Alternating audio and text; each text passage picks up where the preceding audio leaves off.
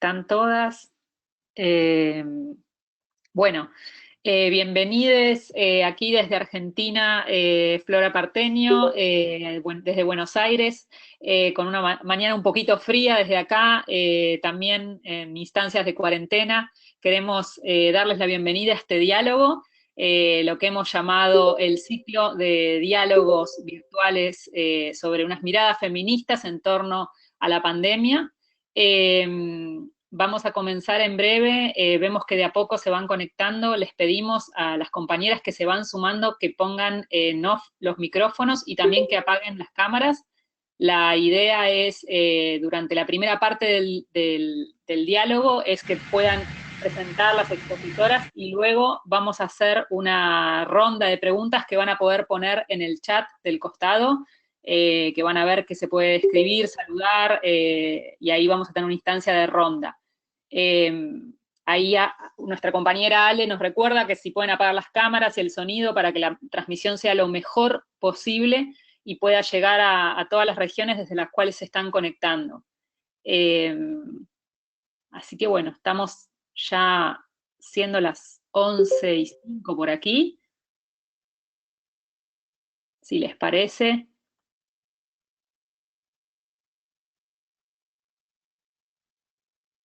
Comenzamos entonces.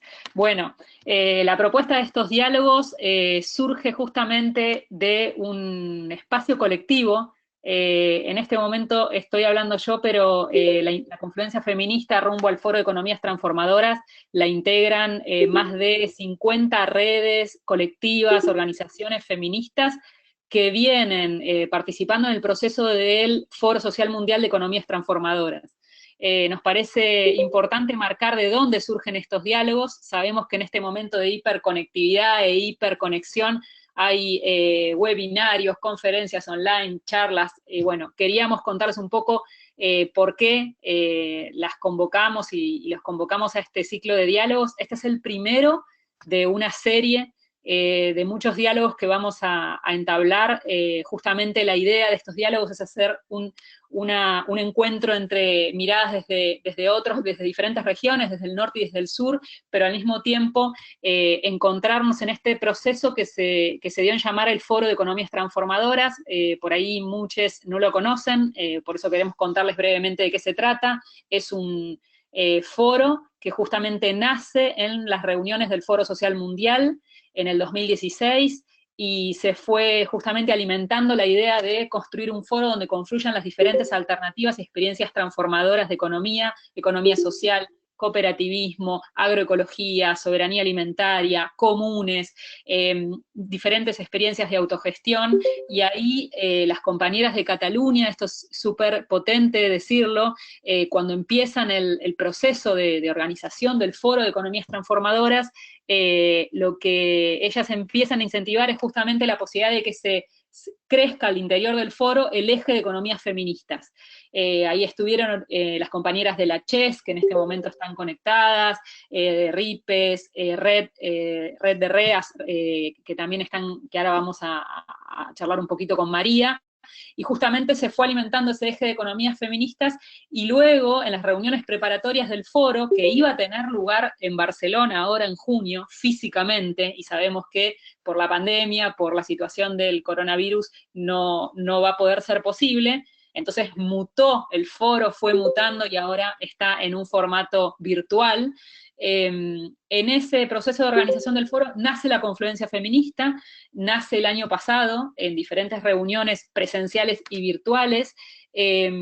Nos fuimos dando encuentros en línea, encuentros a partir de, por ejemplo, construir un mensaje para el 8 de marzo, que fue nuestra experiencia de escritura colectiva. Sabemos que no es fácil los procesos de escritura colectiva y a distancia, bueno, lo logramos. Y luego fuimos escribiendo reflexiones sobre lo que significaba construir alternativas desde las economías feministas en este contexto.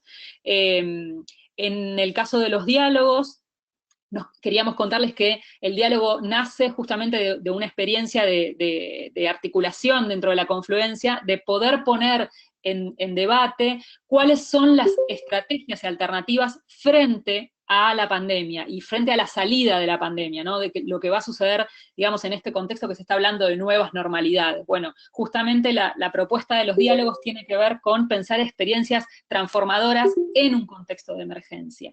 Y por eso nuestro primer diálogo se concentró en los cuidados, en la organización de los cuidados, en un contexto de emergencia, de crisis, de una crisis que ya veníamos hablando justamente desde las economías feministas, ¿no? Esta crisis de los cuidados, que ya veníamos compartiendo justamente sus implicancias. Bueno, la idea hoy es pensarla desde una clave de alternativas transformadoras. Creo que se van sumando de a poco, ya somos 80, y entonces quería también contarles que en este ciclo de diálogos, este primero va a continuar luego con otras instancias en línea, así que esperamos verles en próximos diálogos por aquí. Esperemos que con más herramientas tecnológicas para sumarse. La idea es seguir pensando estrategias feministas frente a la organización y frente a la situación de la pandemia. También pensar qué sucede en aquellas regiones donde avanzan los procesos de militarización, control policial y de las fuerzas de seguridad en un contexto de pandemia también. Así que vamos a ir tomando diferentes ejes y con compañeras de la confluencia que van a ir participando. Se están preguntando el título también surge de un diálogo colectivo al interior de la confluencia, economías pandémicas y cuidados, y justamente tenía que ver con reflejar las experiencias en este contexto. En el caso de este diálogo vamos a estar dinamizando y facilitando a las compañeras de REAS desde el Estado español y desde República Dominicana, Argentina y Uruguay, Alejandra, Tasmi, así que si quieren abrir las cámaras para presentarse también y saludar a todas mientras se van sumando.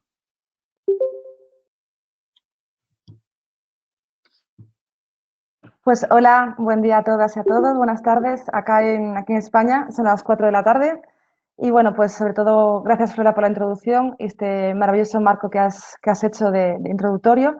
Comentar muy brevemente, porque quiero dejar hablar a las panelistas, por supuesto, uno, ¿qué es REAS? Para aquellas y aquellos que no lo sabéis. REAS es la Red de Economía Alternativa y Solidaria del Estado español, conformada por 15 redes territoriales y 4 sedes territoriales, entre ellas, pues, por ejemplo, en Madrid, donde hablo, desde la Extensión Cataluña y otros, como digo, territorios. Quiero comentar muy brevemente dos ideas que me parecen muy importantes, y es que desde REAS Red de Redes, nuestro objetivo principal es la promoción de la economía solidaria como un paradigma de transformación.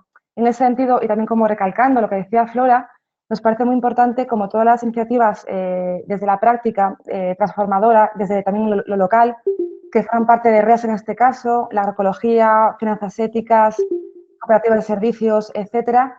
Nos parece muy importante dar esa respuesta, como digo, desde la práctica y también, por supuestísimo, poner en diálogo y articular la economía solidaria con la feminista, que es algo que desde REAS llevamos mucho tiempo haciendo como un objetivo fundamental de esta puesta en diálogo, y creemos que ahora mismo es algo fundamental esta, digamos, como ecología de saberes en este contexto actual de pandemia, para dar una respuesta desde la práctica, la teoría y también hacia las políticas públicas. Y nada más, a todas muchas gracias y doy paso a Flora, me parece, ¿no? Ale. Bueno, hola, soy Alejandra Scampini de DON en Uruguay, bienvenidos a todos al foro. Es lindísimo ver cómo se van sumando de varios países, solamente para decirles que en el chat vamos a estar con María viendo sus preguntas y nada, ahora Tasmi le vas a decir un poco más de la logística. Voy a colocar también, antes de despedirme, el link al documento disparador que ha sido traducido por muchas de ustedes en más de 6 idiomas, así que bueno, también compartir eso y actívense también ustedes en el chat si quieren comentarse. Abrazos, disfruten. Hola, buenos días. Por aquí Tasmi, oficial de comunicación online para DON y bueno, la persona que anda deshabilitando todas sus cámaras. Algunas cuestiones logísticas meramente, como ya les comentaba Alejandra, pueden ir dejando sus preguntas o comentarios en la barra de chat que tenemos, y si tienen alguna pregunta sobre el funcionamiento de la plataforma también queda a su orden. Y para avisarles que al final de la sesión estaremos compartiéndola en nuestras redes sociales y en nuestro canal de YouTube. Así que en caso de que tengan que desconectarse, no se preocupen porque esto va a ser subido esta misma tarde. Gracias. Gracias, Tasmi, Compas, Ale, María y todas las compañeras de la Confluencia Feminista. Ahí vamos a compartir en breve el pronunciamiento en esta idea que tuvo la querida Ale Santillana de justamente pensar los diálogos en relación con una propuesta, con un escrito, con un documento. En este caso, este primer diálogo sale y se encuentra con ustedes de manera virtual a través de esta instancia y también del pronunciamiento que construimos colectivamente en el contexto del COVID y de la pandemia. Así que vamos a compartirlo y gracias por las traducciones que nos permitieron extender a 7 idiomas y esperemos que más este mensaje para reflexionar y para seguir pensando en este contexto. Voy entonces a presentar la dinámica del diálogo. Vamos a arrancar con las primeras 4 presentaciones. Y luego de las presentaciones van a ser presentaciones cortas justamente para poner en la mesa estos elementos que veníamos diciendo de cómo pensar la organización de los cuidados en un contexto de emergencia y pensar las alternativas, porque seguramente muchos participaron de diálogos sobre cuidados, pensando en las implicancias, los efectos, las políticas de los gobiernos. Bueno, en este caso nos queremos preguntar por las alternativas en clave transformadora.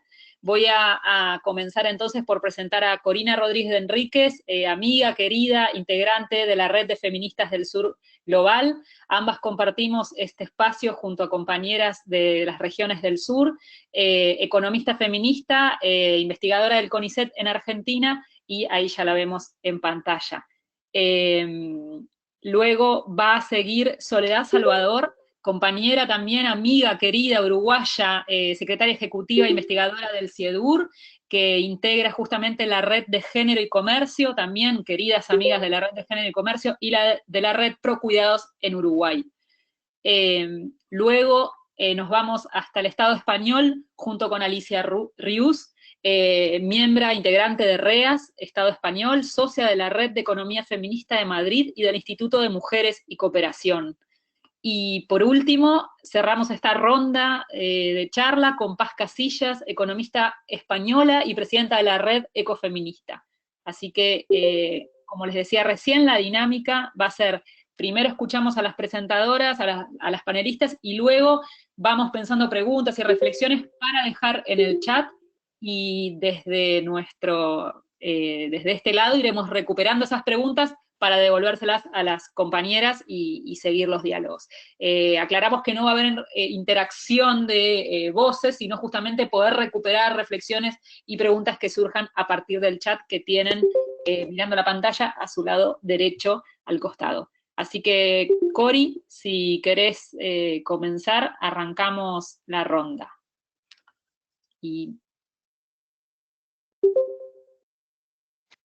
Bueno, buenos días. Me avisan cualquier cosita si me escuchan bien o si no me escuchan, mejor dicho. Bueno, yo feliz de estar aquí, de que seamos todas estas personas tratando de reflexionar desde este contexto tan peculiar en el que estamos viviendo. Y gracias por invitarme a ser una de estas voces iniciales nomás, dando el puntapié para una conversación en este primer diálogo. Yo quería hacer básicamente 3 reflexiones en esta clave que un poco planteaba Flora, que nos queremos dar de por un lado, pensar desde la emergencia en alternativas transformadoras y también en el contrapunto del diálogo norte-sur que estamos tratando de gestar en esta confluencia. Y mis 3 reflexiones van en el sentido de, en primer lugar, exponer un poquito lo que, desde mi punto de vista, esta pandemia y las medidas que se han tomado para enfrentarla han puesto en evidencia. En segundo lugar, cuáles son las implicancias para los cuidados, que es algo de lo que ya hemos venido hablando en distintos foros, con lo cual allí quiero hacer solo algunos resaltados específicos. Y en tercer lugar, cuáles son los desafíos para construir alternativas transformadoras desde este lugar de emergencia y pandemia. Entonces, para comenzar, ¿qué es lo que esta situación expone? De esta situación de pandemia expone, y me parece que aquí hay varias cosas que desde la economía feminista ya venimos diciendo hace mucho. Una de las cosas que quedan en evidencia es, y pensando particularmente en el tema eje de este diálogo, que es el tema de los cuidados, una de las cosas que esta pandemia ha expuesto muy claramente y que desde la economía feminista y los feminismos venimos diciendo hace mucho, es la relevancia de los cuidados. Se trata de una situación generada por una enfermedad, y la enfermedad necesita cuidado para ser superada. Pero además lo que ha hecho falta hacer para enfrentar esta pandemia también ha exacerbado la necesidad de los cuidados y los arreglos de cuidado. Entonces, en primer lugar, ha quedado muy expuesta la relevancia de los cuidados. En segundo lugar, creo que también en relación con esto ha quedado expuesta que en nuestras sociedades los hogares, los arreglos familiares siguen siendo el garante de última instancia de los cuidados.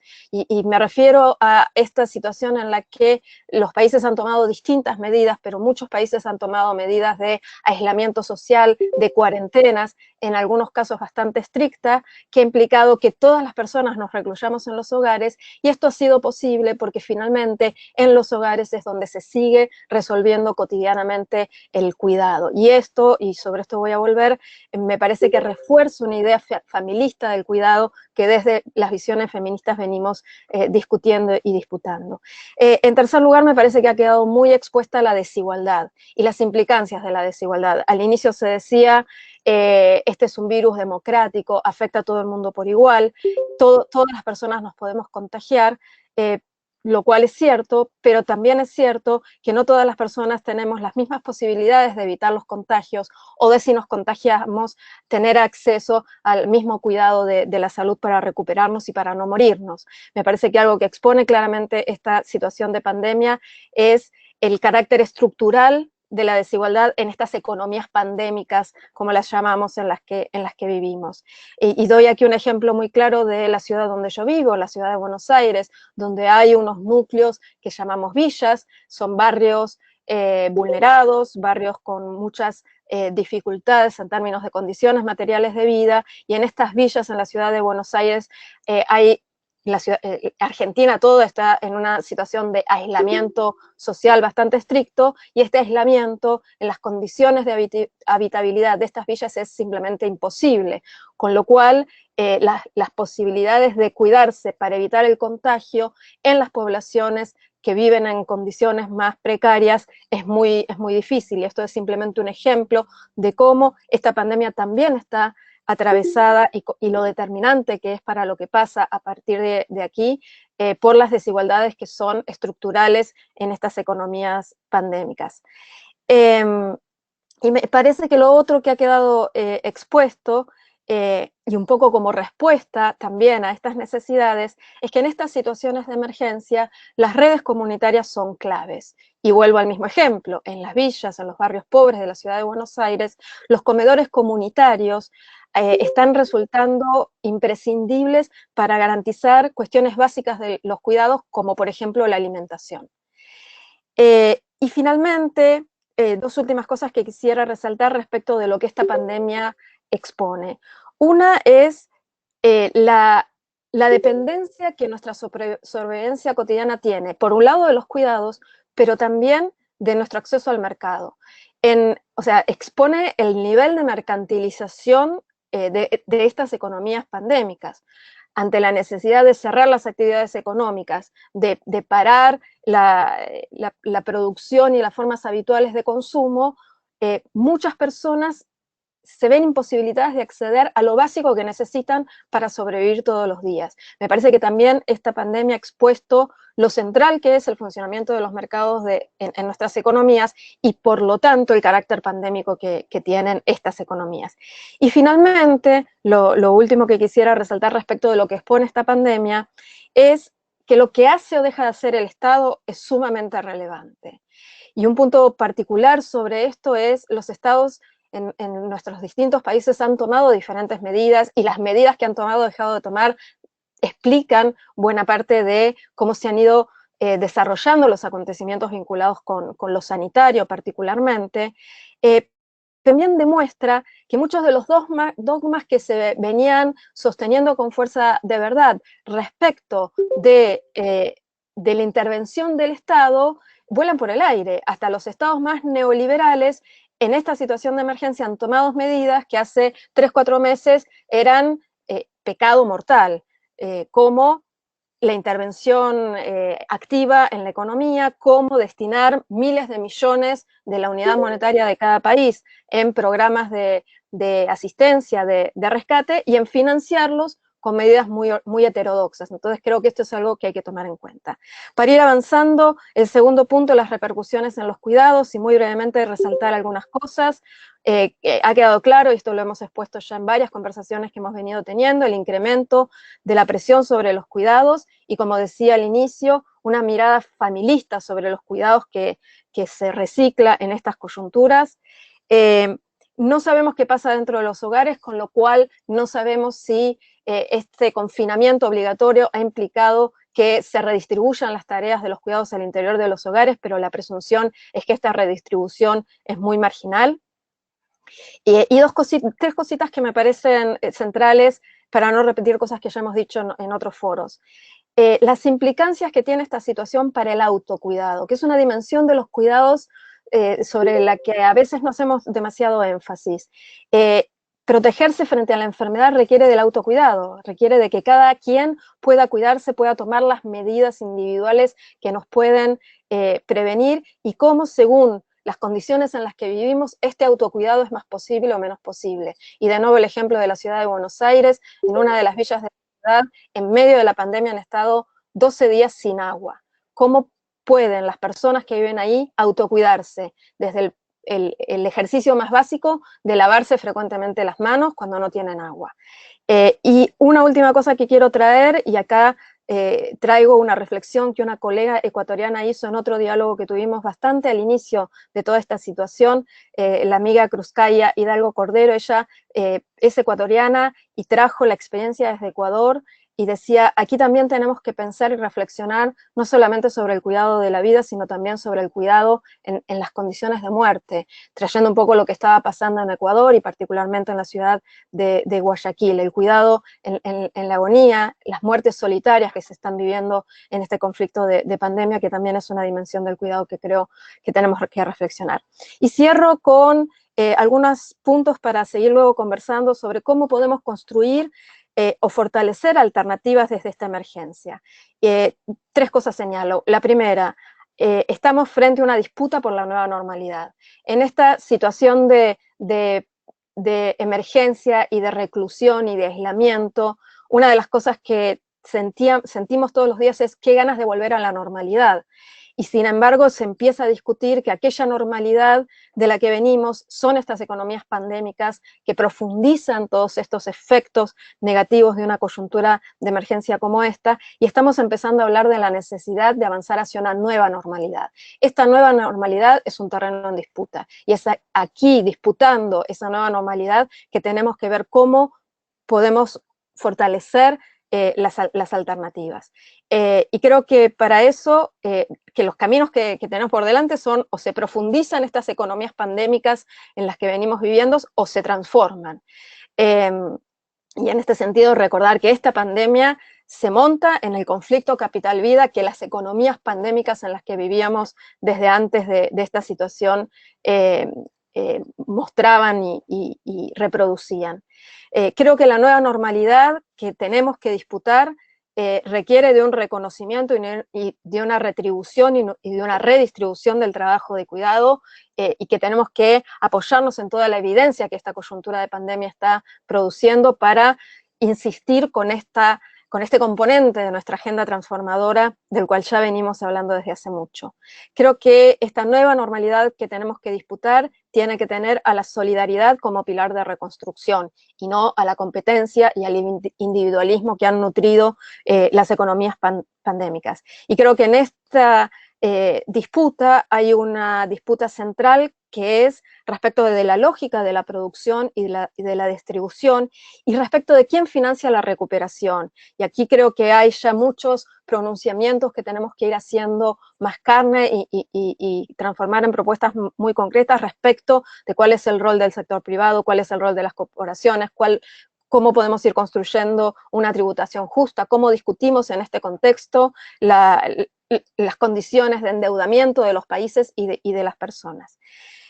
Segundo, las redes comunitarias, que son actores claves en la emergencia, también tienen que ser, desde mi punto de vista, actores claves en la disputa de la nueva normalidad, que es un poco lo que alimenta los diálogos de esta confluencia desde antes de la pandemia. Y aquí entonces la pregunta es cómo podemos fortalecer estas formas alternativas de organización que ya se vienen gestando, que ya se vienen consolidando. Y me parece que particularmente en materia de cuidado, aquí hay un nudo para pensar que es el vínculo con formas solidarias y comunitarias de organización del cuidado y las políticas públicas que son necesarias para atender esta situación de emergencia y para construir esta nueva normalidad, como la provisión del cuidado, por ejemplo, de las políticas públicas de cuidado, puede ser atendido por organizaciones asociativas solidarias y comunitarias de cuidado.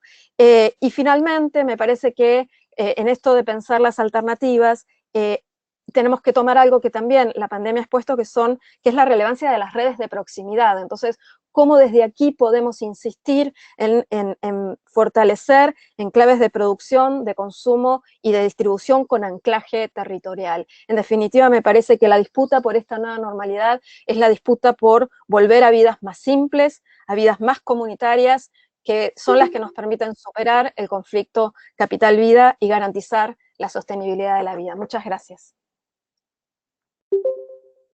Gracias, Cori. Gracias por compartir esta primera ronda de reflexiones. Bueno, ahí te están siguiendo estudiantes desde el chat. Les recordamos que pueden reflejar las preguntas y reflexiones en el chat al costado y poner brevemente nombre, organización o país para después devolverles a las compañeras. Pasamos entonces a Soledad Salvador, también uruguaya amiga querida del CIEDUR, para seguir esta ronda y adelante, Sole, gracias. Hola, bueno, buenos días a todas. La verdad que es un orgullo poder estar acá en una reunión tan importante. Ya llevamos como 120 miembros en este chat. Y bueno, y la idea, como decían, es un primer webinario que nos entusiasma mucho, sobre todo por todo este tema de las economías transformadoras, que es lo que yo noté en Uruguay, que ha generado como mucho interés de aprender más, de muchas feministas, pero también tal vez de algunas que todavía no se definen como tal, pero que pueden estar muy de acuerdo con toda esta idea. Yo lo que quería comentarles, bueno, dado que Uruguay siempre, o siempre no, bueno, ahora, en los últimos años más bien, está muy en boga, ¿no?, con todo el avance que ha tenido, la implementación de un sistema de cuidados, pero también en otras políticas, marcos regulatorios, todo lo que tuvo que ver con el trabajo doméstico y la formalización del empleo, todo eso que se ve en datos, o sea, que no lo inventamos, no son cosas que decimos que pasan, sino que pasan y se evidencian, cómo todo esto está sirviendo en este momento, ¿no?, a un nuevo gobierno que venía con otro color, con otro tinte, y diciendo que todo lo que se había hecho antes era un desastre, pero como en realidad, gracias a que todo eso estaba en marcha, hoy la situación, por más que es complicada, probablemente se esté viviendo de otra forma que si no se hubieran hecho todas esas inversiones. Yo más bien quería por eso comentar como un poco la reflexión que hacemos desde Uruguay, quienes hemos venido trabajando para que este sistema esté instalado y para que se avance también en políticas de corresponsabilidad social y de género en los cuidados, como planteaba Corina antes, en otros ámbitos, como la negociación colectiva, estrategias nacionales de desarrollo que también se estaban desarrollando, etc.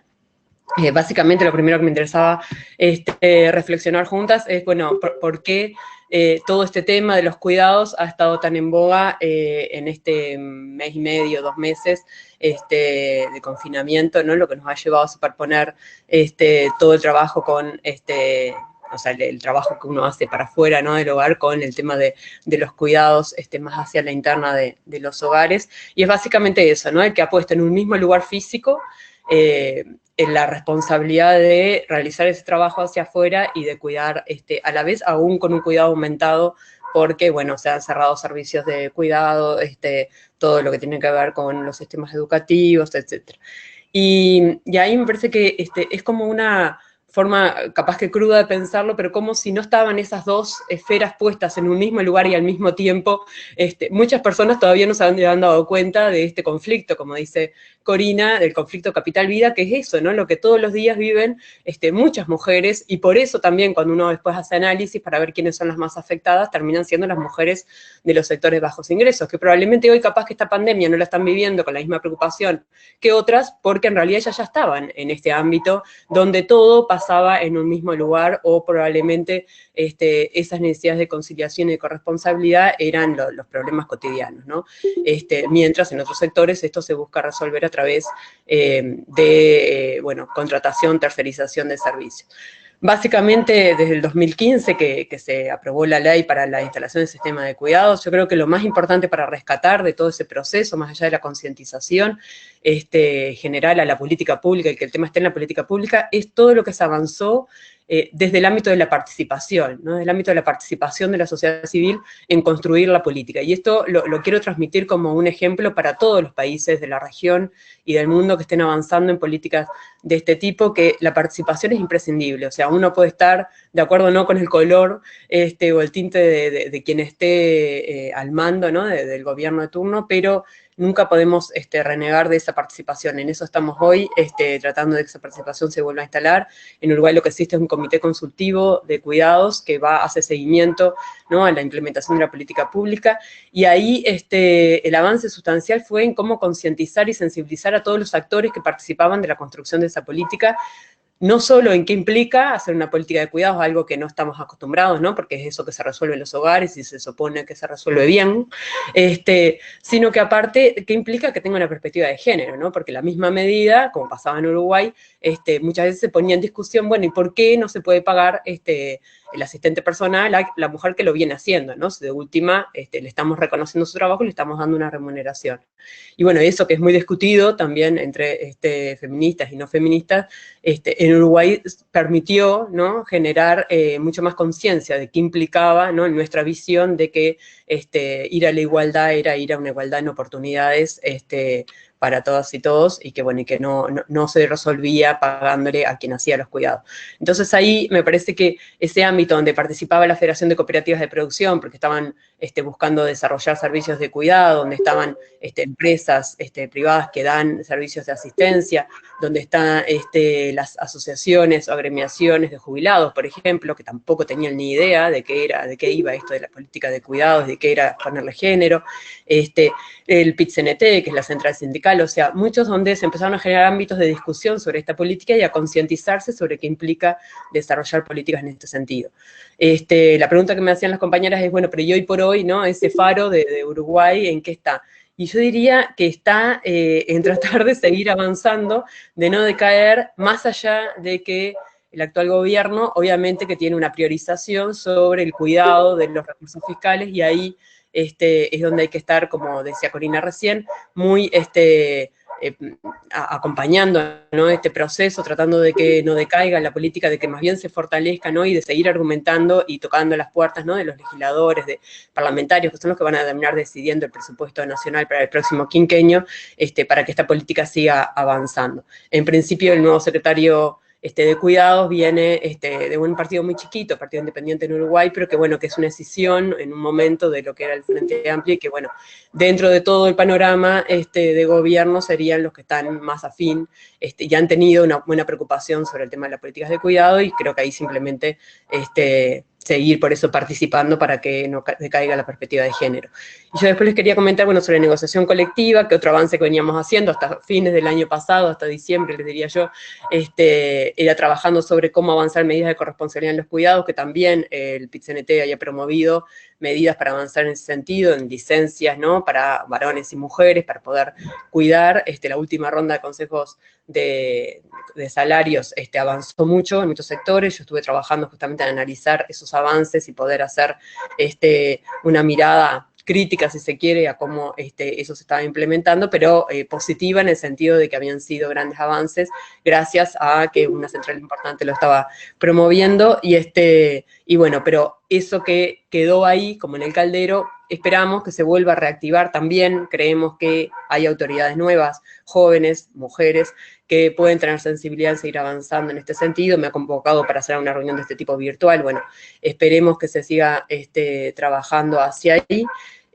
Y otro que ese sí me da como más pena en términos de capaz como pérdida de un ámbito de discusión, que todo lo que tiene que ver con la construcción de las políticas de desarrollo, ¿no? En Uruguay nunca había una estrategia nacional de desarrollo, recién se había empezado a trabajar en ese sentido, no había una conciencia tampoco de quienes estaban ahí, de que efectivamente género no era una medida transversal de por sí, sino que era algo que era un eje estructural de desigualdad y que tenía que estar como un eje transversal de la política.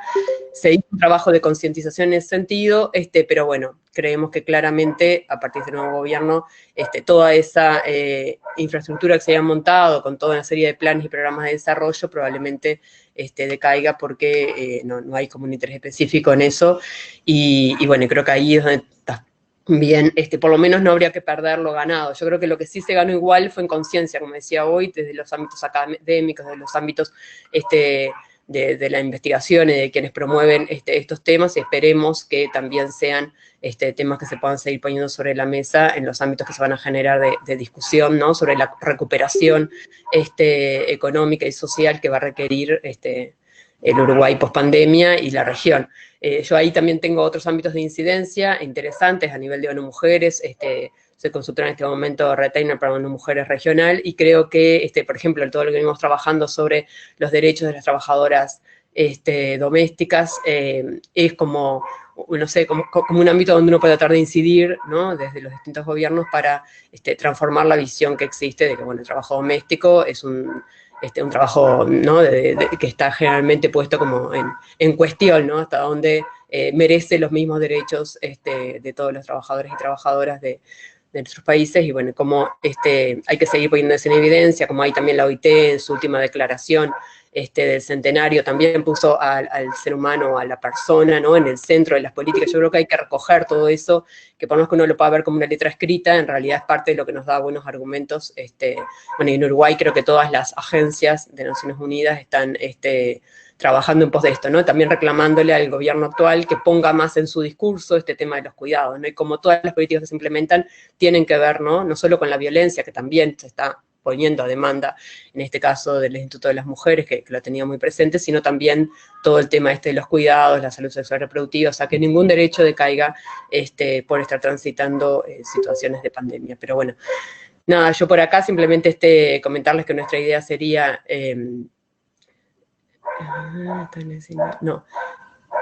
No, el comité consultivo no está en el SINAE. Es un comité consultivo de cuidados, que es solo como una pata institucional dentro de la estructura del sistema de cuidados.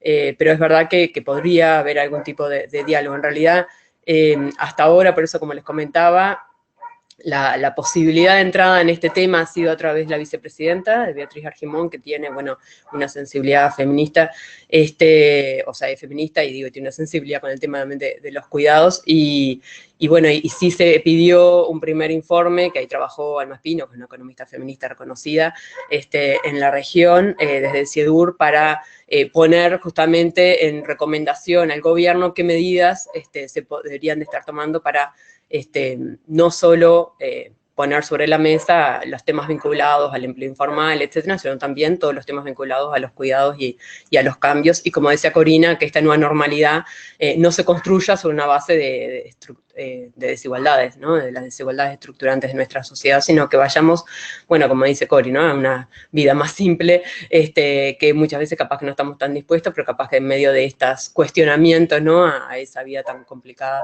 y alborotada que estamos llevando, capaz que puede ser una buena forma de revisarnos nuestras prácticas y de reconfigurarnos.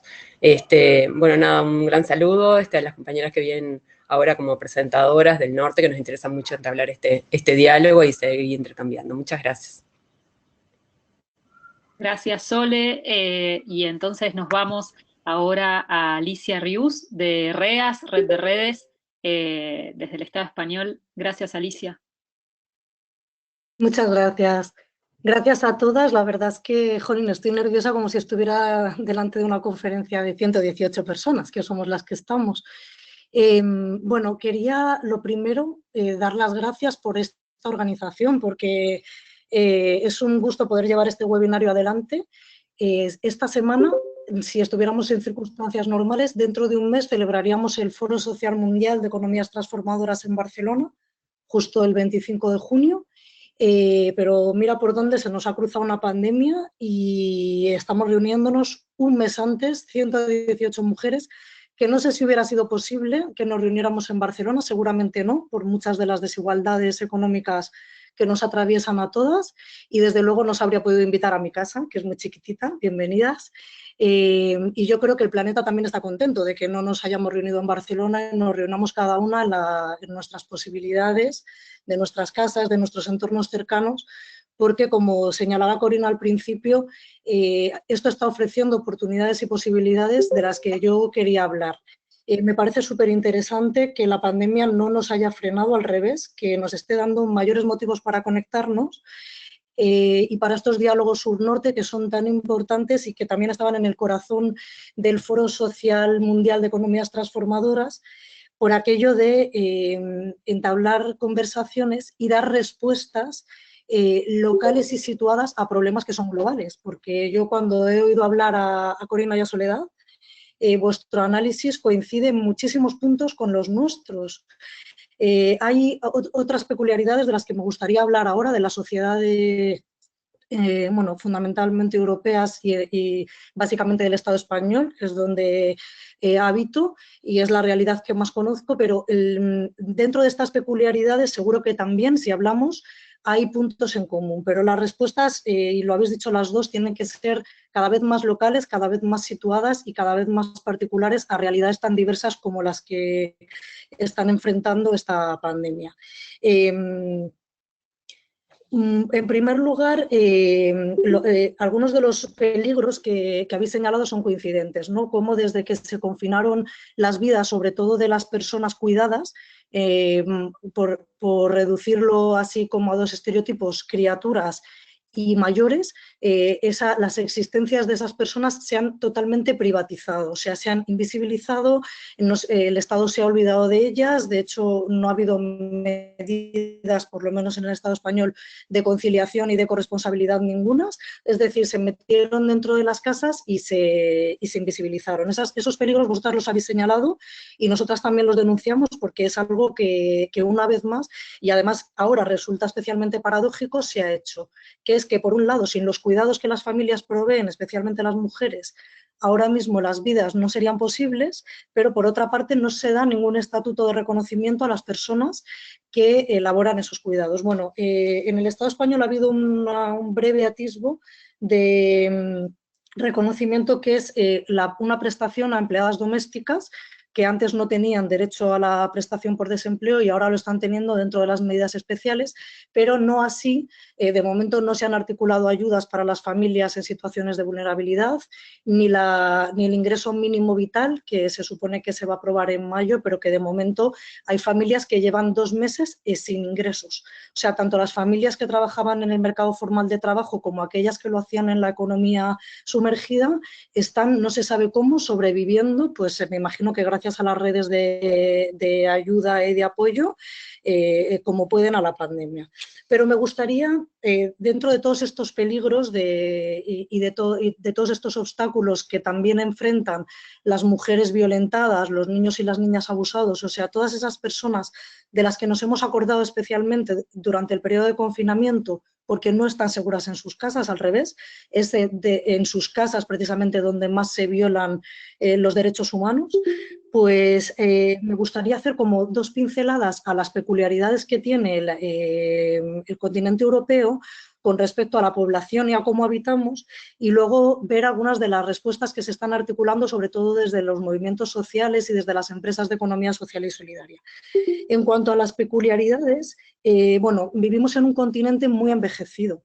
Europa, pues seguramente gracias a que desde hace muchas décadas gozamos del acceso a los derechos reproductivos, podemos elegir nuestra maternidad libremente y no como destino, y también como, digamos que como daño colateral del capitalismo más avanzado, que hace que tener un hijo o una hija sea pues un bien bastante costoso, pues vivimos en sociedades muy envejecidas. Además de esta característica, hay, sobre todo en las grandes ciudades, o sea, en las zonas rurales, mucho despoblamiento, y en las grandes ciudades, que es donde se concentra más población, pues mucha soledad sobrevenida, pues a través de viudedades, de pérdida de padres y madres, etc. Con lo cual, esta soledad sobrevenida, esta soledad no elegida, es uno de los problemas que ya se estaban estudiando antes de la pandemia y que la pandemia ha recrudecido. Y luego, sumado a esto, pues muchas de estas mujeres mayores solas en sus casas estaban atravesando, estaban intentando atravesar la brecha digital, pero no estaban nada familiarizadas con las nuevas tecnologías. Entonces, pues estos peligros de invisibilización, privatización de las vidas y aislamiento se multiplican, digamos, en algunos de los factores que he comentado del envejecimiento de la población, la soledad y tal. Sumado a esto, el aislamiento, bueno, que se afronta ahora venía de antes, de la propia configuración de las ciudades como espacios no habitables, como espacios centrados en la producción y en el consumo, pero no en la vida. O sea, la forma de construcción de nuestros hábitats, de nuestras casas, etcétera, da poco lugar a la interconexión, al conocimiento de los vecinos y vecinas, etcétera, ¿no? Que esto es algo que también se estaba estudiando en los llamados gobiernos del cambio, que España vivió después del 15M, gobiernos municipales, transformadores y tal, a través de planes de habitabilidad, de corresponsabilidad, etcétera, para hacer las ciudades más vivibles, porque en la ciudad es un entorno muy hostil.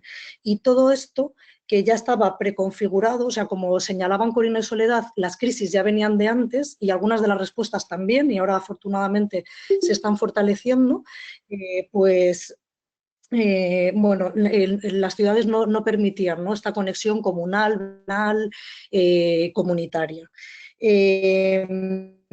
Pero también queremos señalar que dentro de este análisis, de este contexto, ¿no?, bastante complicado por la privatización de la supervivencia, por el acceso de muchas familias a ingresos mínimos, etcétera, este periodo de confinamiento también nos ha dado algunas oportunidades, porque como muy bien nos habéis enseñado las compañeras de América Latina, todavía no se nos ponen los pelos de punta al recordar el movimiento Ni Una Menos, o la performance Un violador en tu camino, o la lucha por los derechos reproductivos de las mujeres en Argentina. Quien tiene el acceso a las redes sociales y a la conexión a través de los dispositivos electrónicos y tal, tiene el poder de la convocatoria, de estar en las calles, etcétera. Esto vosotras nos lo enseñasteis hace muy poco, y gracias a eso nuestro continente también ha vivido un nuevo despertar del movimiento feminista en las calles, y bueno, y una juventud, ¿no?, que nosotras no habíamos conocido. Entonces, decía que el confinamiento también ha ofrecido la posibilidad a muchas mujeres mayores de romper la brecha digital, y en esto nos estamos esforzando mucho las organizaciones feministas a través de asesorías técnicas, individuales, etcétera, está ofreciendo una posibilidad que no se hubiera dado de ninguna manera en ningún otro contexto. Y esto está haciendo que uno de los peligros, que era la desmovilización de gran parte de la sociedad, que son las mujeres mayores, porque además son sujetos especialmente vulnerables de esta pandemia, se sienten asustadas, se sienten solas, se sienten desconectadas y tal, pues es una oportunidad para que se conecten y se movilicen de otra manera, ¿no? O sea, se conecten y se movilicen de la manera en la que ahora mismo se está organizando este webinario y muchas de los diálogos interterritoriales, intercontinentales, etcétera. Entonces, esto lo vemos como una posibilidad en la que tenemos que seguir abundando, pero que está evitando el aislamiento y la pérdida de sentido de la vida de muchas mujeres. Y luego decía que también hay respuestas que venían de antes, que ya se estaban articulando. Por ejemplo, todo lo que tiene que ver con el cohousing, con compartir vivienda, con adquirir viviendas cooperativas, viviendas con espacios comunes y tal, que ya eran respuestas que se estaban articulando antes y que ahora de repente están teniendo un nuevo impulso, sobre todo a través de empresas de economía social y solidaria, o bien proyectos de atención a soledad sobrevenida, que tienen que ver con construir barrios. Esto también lo hemos aprendido mucho de vosotras y es la importancia de lo comunitario. O sea, prácticamente en nuestras grandes ciudades todo lo comunitario se ha desarticulado. O sea, estaba la tensión, Capital Vida, la tensión entre lo privado y lo público de una manera ferviente, y además mucha de la clase media había perdido conciencia de serlo, ¿no? De ser clase media. Y ahora mismo, a través de esta tensión, ¿no? de privado-público, que hemos visto que en lo privado no se pueden atender las necesidades derivadas de la pandemia, ni en lo sanitario, ni en lo educativo, ni en nada, estamos volviendo a recobrar el sentido de lo público y de lo comunitario, que es algo que ya estábamos rescatando, pero que se había perdido mucho y que ahora tiene todo el sentido, ¿no? También de proyectos de salud comunitaria, de la importancia de los servicios. O sea, ahora ya nadie se atreve a poner en duda la importancia de lo público, cuando hace relativamente pocos meses estábamos volviendo, ¿no? Con el avance de la extrema derecha en este continente, a poner en cuestión todos los derechos laborales y todos los recursos públicos que tan duramente hemos conseguido, ¿no? Entonces, bueno, pues estas son algunas de las propuestas, construir barrio, construir comunidades cuidadoras, etcétera, que como señalabais también vosotras, tienen que tener un apoyo de los estados, de las instituciones. O sea, esta es una guerra que no podemos combatir solamente siendo necesaria desde la solidaridad de los pueblos. O sea, la solidaridad de los pueblos se tiene que ver acompañada de recursos públicos y de presupuestos que esperamos, ¿no? Que se haga, porque además en España esta situación afortunadamente nos ha pillado con un gobierno socialista en coalición con un gobierno, con un partido que se denomina de izquierdas. Y esto, bueno, nos da una ventana de oportunidad, porque no me quiero imaginar si nos hubiera pillado con una coalición de derecha y extrema derecha como está avanzando, ¿no? En el Parlamento. Entonces, es verdad que ahora mismo tenemos la oportunidad de disputar en lo cultural, a través del diálogo, de la comunicación, de la educación, todos los imperativos que el neocolonialismo y el neocapitalismo nos había enseñado como axiomas incuestionables y tal, porque ahora mismo todo el mundo, todas las personas hemos experimentado lo que es la vulnerabilidad de la vida, lo que es la interconexión de todos los fenómenos. Lo que ocurre en China con una tos afecta a medio mundo, la interdependencia humana y la importancia de las respuestas situadas, de lo local, de la cercanía, de las vecinas. Entonces, esto nos está dando muchas oportunidades para avanzar a través del movimiento feminista en coalición con otros movimientos sociales, hacia, bueno, por supuesto, frenar el avance de la extrema derecha, pero también dar respuestas que estén a la altura de estas crisis interconectadas que nos están metiendo dentro de nuestras casas. Y bueno, dentro de la red de redes de REAS, a la que yo pertenezco, de la Red de Economía Alternativa y Solidaria del Estado, pues también estamos articulando respuestas que queremos que se lleven a través de las organizaciones territoriales a las instituciones y al Estado, tales como regularizar a las personas migradas. España tiene una deuda enorme con eso y no la está saldando.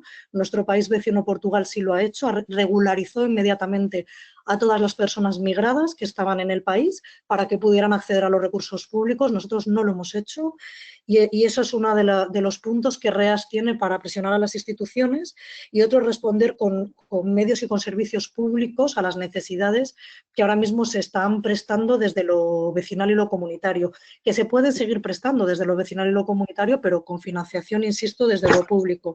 Y luego otras a medio plazo, como incorporar el trabajo de cuidados dentro de nuestras empresas, dentro de nuestros presupuestos, y dentro de las prestaciones sociales. O sea, también tenemos una deuda en esto.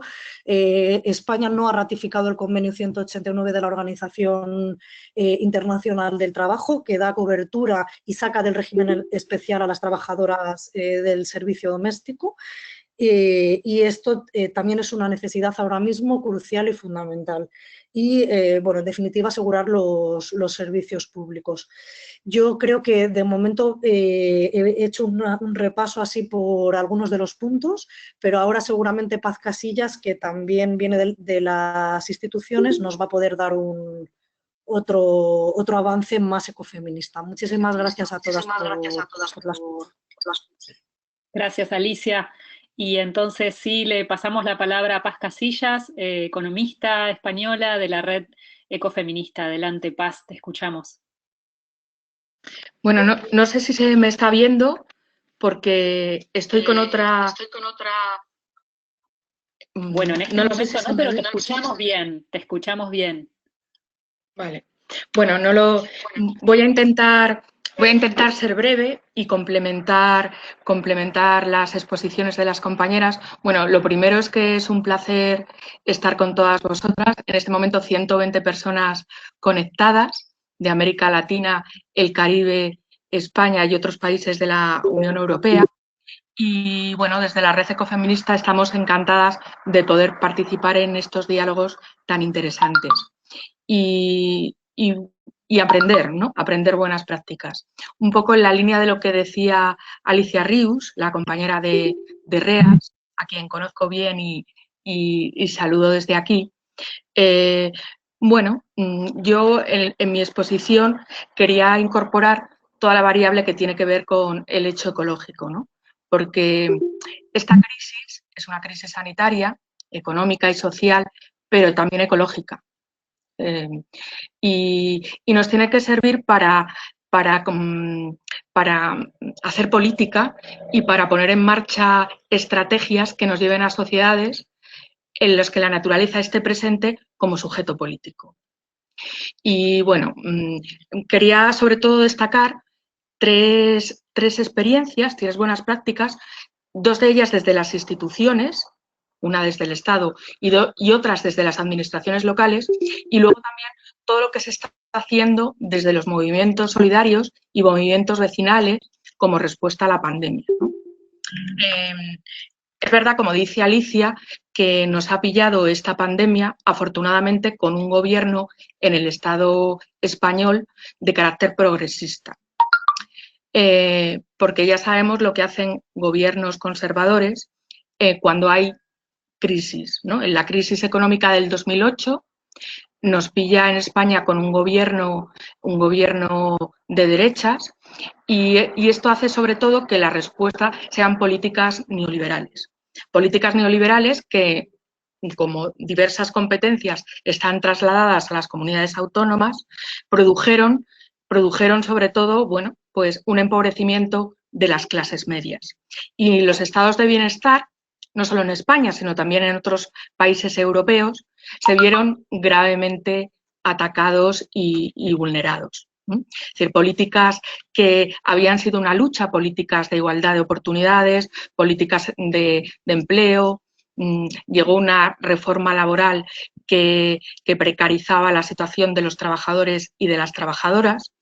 Y bueno, y sobre todo a nivel comunidades autónomas, lo que son los grandes pilares del estado de bienestar, que tenían que ver con la educación, la sanidad, la dependencia y los cuidados a personas, sobre todo, pues se vieron gravemente atacadas y desprestigiadas. Ha habido unas políticas que atacaban lo público, que atacaban también al funcionariado, sobre todo a maestros, sanitarios y sanitarias, maestras, y querían desprestigiar todo lo que tiene que ver con lo público a favor de lo privado y, por lo tanto, de intereses del sector privado, ¿no?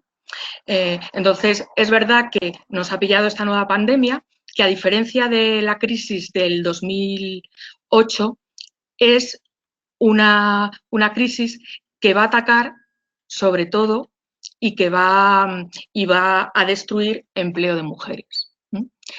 No solo las mujeres hemos estado en primera línea en estos servicios esenciales que se han decretado en el Estado español, porque somos las que estamos en primera línea en la sanidad, en la educación, en los servicios sociales, en la dependencia, sino que también en los hogares hemos sufrido una gran sobrecarga. Esta estrategia, esta pandemia, desde luego nos ha puesto frente al espejo a una gran crisis de cuidados, porque ya estábamos en crisis. Lo que ha hecho la pandemia es simplemente ponernos frente al espejo. Y hemos tenido que dar una respuesta, muchos desde la sociedad civil, pero sobre todo también intentando de nuevo valorizar que las medidas, la medida para poner freno a la pandemia, pues tenían que llevar una perspectiva de género.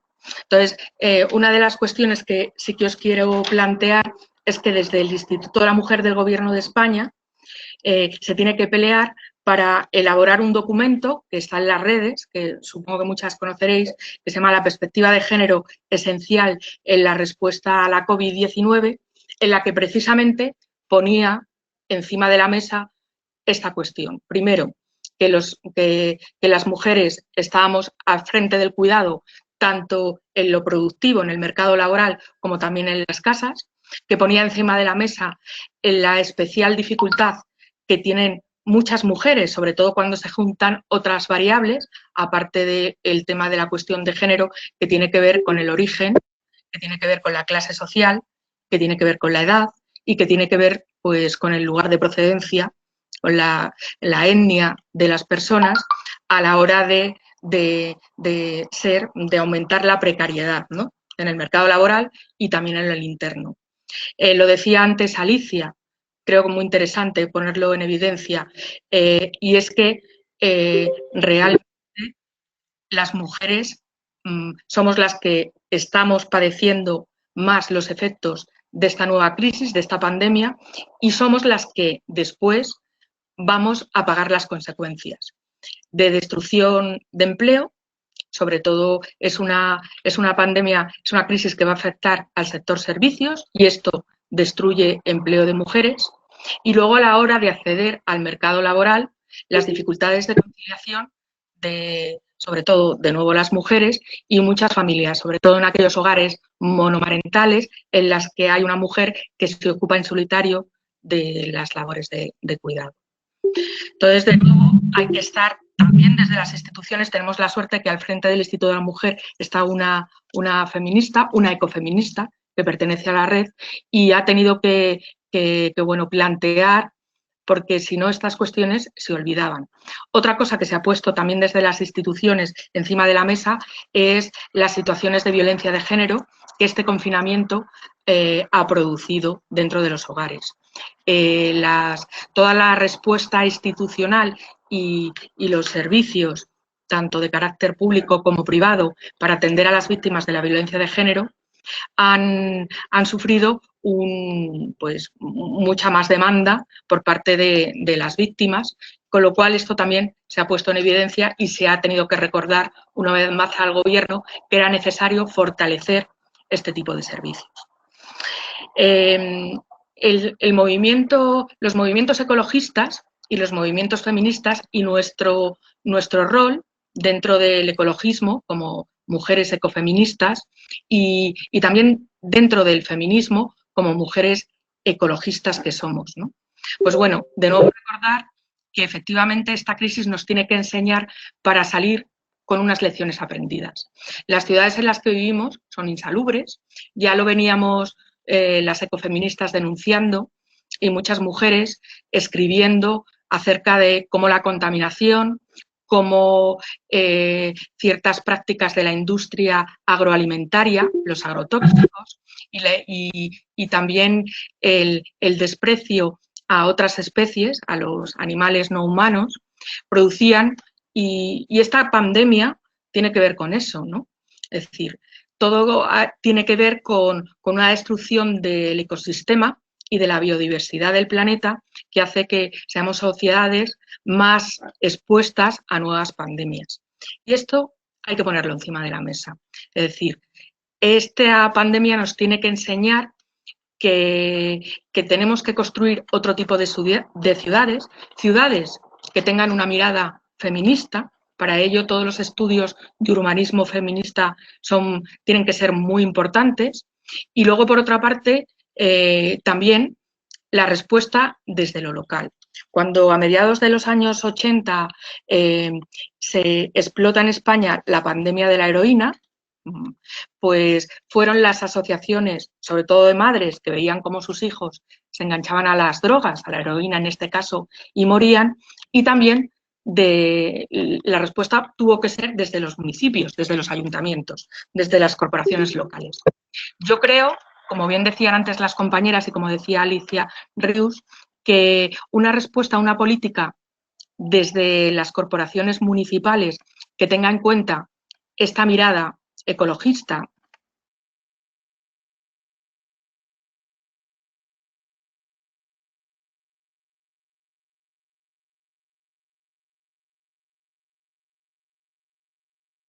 Creo que la hemos perdido a Paz.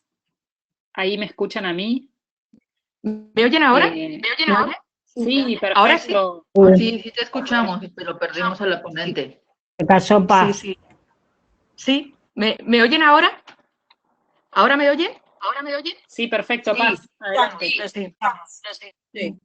Disculpen. Bueno, solo quería terminar diciendo que la importancia de lo municipal para hacer política, para construir ciudades más sostenibles, más vivibles, para hacer planes de movilidad que incorporen también la mirada feminista y que precisamente en aquellas comunidades autónomas donde más se ha desprestigiado lo público y más ha sido necesario pues poner en valor todo lo que tiene que ver con lo público, es donde las redes de solidaridad ciudadanas y ese tejido barrial ha dado una respuesta más rápida allí donde el Estado y lo institucional no ha podido llegar, como son comunidades autónomas como Madrid o Cataluña o el País Vasco.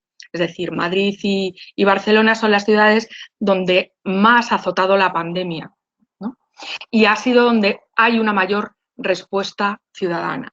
En ciudades y en municipios y en distritos donde más desarrollado estaba el tejido social previo, que se han organizado y que han hecho redes de cuidados y redes de cubrir necesidades básicas de personas que estaban en la economía sumergida, muchas mujeres madres solas, que han tenido que acudir a colas para comer y a comedores sociales. Bueno, pues ha sido la ciudadanía en los barrios que se ha organizado.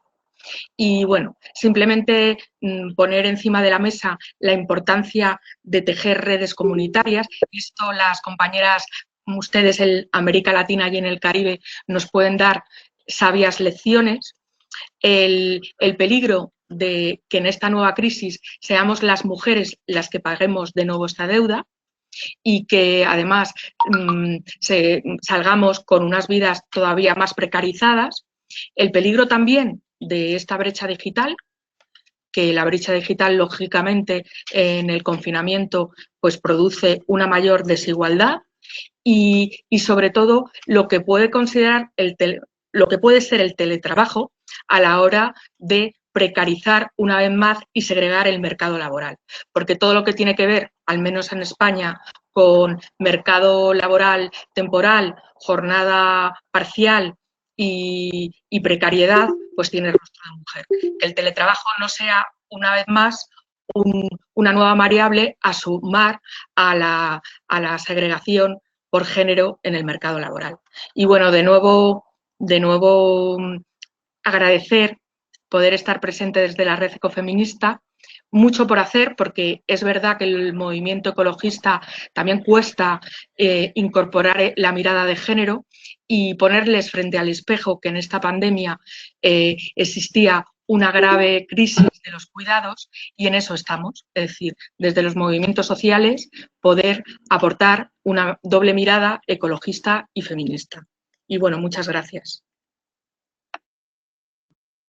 Gracias, Paz. Pudimos escucharte a pesar del breve corte de conectividad, pero salió muy bien la conexión, y entonces ahora abrimos la ronda de preguntas. Fuimos recuperando las diferentes reflexiones que nos acercaban en el chat, y si quieren las panelistas conectar las cámaras, las 4 para ir haciendo. Tenemos algunas preguntas más generales para todas. Una de ellas tiene que ver con pensar o cómo ven ustedes y analizan las posibles acciones que se podrían hacer pensando que el 70% de las profesionales de la salud en todo el mundo son mujeres, están en la primera línea, lo que decimos, a la vanguardia del cuidado, y justamente los estados no están asegurando sus condiciones, sus cuidados y, bueno, sus salarios también, ¿no es cierto? Otra de las preguntas va en el sentido de si pudieran hablar sobre el concepto de economías pandémicas, cada una cómo lo piensa, cómo lo viene analizando. Otra compañera trae sobre el artículo de la querida Maya Pérez Orozco, que publicó hace una semana sobre la discusión en torno a la renta básica universal, y queríamos saber, bueno, qué opinan sobre esto, incluso puntualmente sobre la posibilidad de un salario hacia quienes cuidan, cómo lo ven, qué opinan ustedes en tiempos en los que también está en disputa los recursos que son escasos, cuál debería ser el rol del movimiento feminista. Y después tenemos algunas preguntas puntuales para las 4 expositoras. Alicia, bueno, obviamente a todas agradeciendo y felicitando por la presentación. ¿Cuáles serían las medidas políticas que están tomando con respecto a las mujeres migrantes y para atender las necesidades básicas de mujeres migrantes que se dedican justamente a tareas de cuidados, como parte de su salida laboral o como única salida laboral? En el caso de Paz, ¿cuáles son los puntos de intersección que ve entre las problemáticas que sufren las mujeres por el confinamiento tanto en el norte como en el sur en relación con la pérdida de puestos de empleo a causa de la crisis económica que se espera? Para Sole, bueno, hay varias en torno al sistema integral de cuidados y a cómo funciona. Básicamente vamos a enfocarnos en 2. Una es qué pasó con todo lo que ustedes habían logrado construir con las organizaciones y con los diferentes actores en el sistema de cuidados con el nuevo gobierno. ¿Cuál es la escucha que hay en ese nuevo gobierno? ¿Qué pasó, digamos, en este escenario que, como sabemos, en Uruguay hace muy poco el cambio de gobierno con un fuerte giro a la derecha, digamos, abre muchos interrogantes en este sentido? Y para Cori, la pregunta, hay muchas en torno a las redes de apoyo y las redes comunitarias, preguntas en torno a cómo fortalecer las redes comunitarias, cómo se da la articulación o la organización entre redes de apoyo y administraciones. Una compañera trae el ejemplo de Madrid, pero en tal caso, vos mencionaste la situación en torno al agua en la ciudad de Buenos Aires, entonces si podrías explayarte un poquito más en eso. Y otra pregunta para Corina es ¿cómo valorás la coordinación de las administraciones provinciales y locales con el Ministerio de Mujeres, Género y Diversidad? Y bueno, ¿cuáles son los desafíos? Así que bueno, abro la ronda de nuevo, si quieren en el mismo orden que arrancamos. Nadie se preocupó, ¿no?, en esos días sobre qué pasaba con los hijos, venimos a decir, ¿no? Muchas de esas jefas de hogares monoparentales, algunas no trabajadoras domésticas, por ejemplo, trabajadoras sexuales también, hubo una gran demanda y movida para ayudarlas, porque en esos tiempos les decían, bueno, sí, en abril, ¿no? En abril les vamos a dar un acceso a canasta, una transferencia, que a veces, aparte de las transferencias, estamos hablando de 1/10 de capaz de lo que es el salario mínimo para ese sector, o sea, no estamos hablando de grandes cifras. O sea, que no logran resolver igual sus dificultades. Y bueno, y lo otro que también ponemos acá sobre la mesa es que tampoco son poblaciones que tengan ingresos que les permitan tener un ahorro para poder solventar estas dificultades como sí los tienen otros sectores. Pero sobre el tema migración, en Uruguay sí ha sido un tema importante porque dado capaz que esa buena performance que ha tenido en los últimos años, hubo un gran aumento de la población migrante, que viene a Uruguay, venimos a decir, no la que se iba antes, y ahí sí también creo que hubo una falta de visualización, ¿no? Estuvo un poco el foco a veces en los que estaban en situación de calle, o sea, gente que no tiene una vivienda, como decía hoy Corina, y mayores de edad, pero tampoco para el común, venimos a decir, la población en situación de calle, pero no tanto para esto de los migrantes, donde sí hubo también una movida más desde el lado de la colaboración, desde lo social, para dar apoyo. Acá lo que yo quería plantear, dado que justo lo unían con las economías pandémicas, es que la migración que hablaban recién de las cadenas globales de cuidado son una respuesta que está dando el sur a necesidades del déficit de cuidados o crisis de los cuidados del norte, y también dentro del sur, como decía recién, entre distintos países, ¿no? O sea, población que viene a Argentina o a Chile, a Uruguay a cuidar, porque, bueno, los salarios, los ingresos que tienen, les sirven para después transferir a sus países de origen, pero que en realidad no es la solución. Por eso lo de economías pandémicas me aduce a que ya estaban las economías en una situación de enfermedad, tenemos que decir que hay que transformar, o sea, hay que ir a la corresponsabilidad en los cuidados, o sea, es más aún que la solidaridad, sino que es esto de bueno, hacernos todos corresponsables, o sea, esto de cuidar es parte de la sociedad, no es las mujeres porque tienen hijos, no es las mujeres porque tienen un madre, un dependiente en el hogar, es la sociedad y se tiene que reorganizar, y ahí, yendo al sistema de cuidados en Uruguay, yo creo que la demanda original estuvo muy pensada para generar servicios de la política pública y hubo menos interferencia del gobierno con el sector privado. Como el sector privado también tiene que amoldarse a estos cambios que se tienen que generar en la organización de las jornadas de trabajo, en la flexibilización del tiempo, la adaptación a situaciones como estas, ¿no? Que estamos viviendo ahora, que bueno, capaz que algunas personas tienen más dependientes en el hogar y no pueden seguir cumpliendo con sus metas como sí lo hacen otras personas que no tienen esa carga de la dependencia, y que esas primeras recomendaciones que yo veía sacadas por organismos como IT, ¿no? De, bueno, ¿qué hacer para organizar el trabajo a distancia? Muchas veces tampoco tenían en cuenta, ¿no? Bueno, que eso de organizar el trabajo a distancia no era solo organizar el trabajo que uno tiene que hacer para afuera, sino también cómo eso concilia o es corresponsable con el resto de las responsabilidades que tenemos todas las personas, varones, mujeres, y de todos los sectores sociales, o sea que es inevitable, debemos decir. Entonces, esto del concepto de renta básica universal, lo que yo creo es que no busca resolver todo, ¿no? O sea, es tan básico, vamos a decir, va a ser tan básico si se genera. Creo que la idea cuando se promueve es que no hayan condicionalidades, que no sea que hay que mirar la característica si es migrante, si es afro, si es mujer de hogar monoparental, femenino, con niños de menores de tal edad, o sea, dejarnos de mirar tanto, ¿no? Para dar una transferencia cuando es una población que la está necesitando en general, y ir como a eso, a un acceso más universal de un beneficio que es necesario porque estamos en una sociedad capitalista. Mientras no la transformemos, se precisan ingresos hasta para comprar los alimentos, ¿no? Las canastas que hoy se están repartiendo es porque, bueno, se precisa plata para comprar el alimento.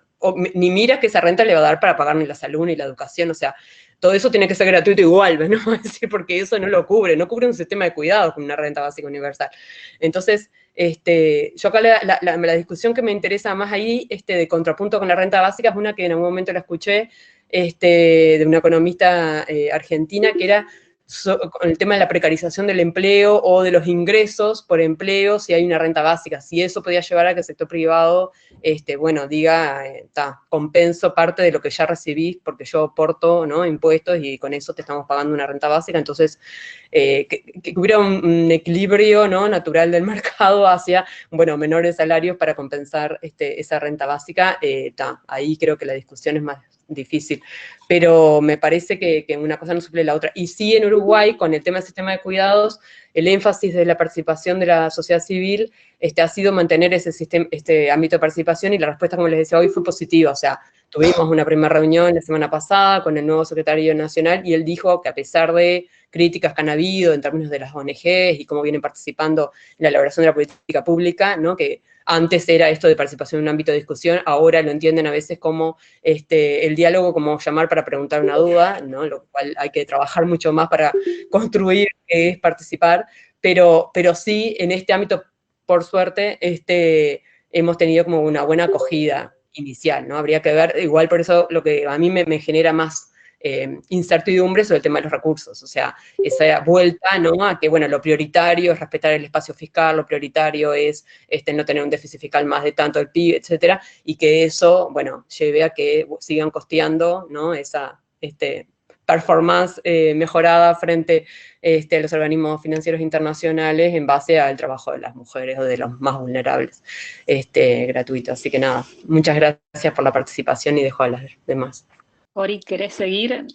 Perfecto, sí, disculpas que antes tenía problemas para desmutear el micrófono. Bueno, Sole ya ha comentado sobre varios de los comentarios, así que voy a tratar de ir por algunos elementos que no repitan. Esto de las economías pandémicas, creo que más bien ha sido una especie de juego de palabras que hemos utilizado para hablar de lo que ya veníamos hablando, que es esta idea de economías que se sustentan en el conflicto capital-vida y que por lo tanto, que son la forma de la organización económica previa a la pandemia, y que podemos decir tan contundentemente como que el capitalismo enferma y mata, ¿no? Y la idea de hablar de economías pandémicas viene a resaltar que la cosa no se puso mal ahora porque existe esta pandemia. El sistema como un sistema de enfermedad y muerte ya existía antes de esta situación, y en esa línea lo pensamos, y por eso también queremos orientar estos diálogos y estas conversaciones a pensar cómo construimos alternativas a las economías pandémicas que ya teníamos desde antes. Hubieron, como dijo Flora, varios comentarios respecto de cómo fortalecer las redes comunitarias, cómo es la interrelación de estas redes con el Estado a nivel local, a nivel provincial, a nivel nacional. Y yo ahí señalaría algo. Primero, porque Ana Isabel decía aquí en Madrid es muy...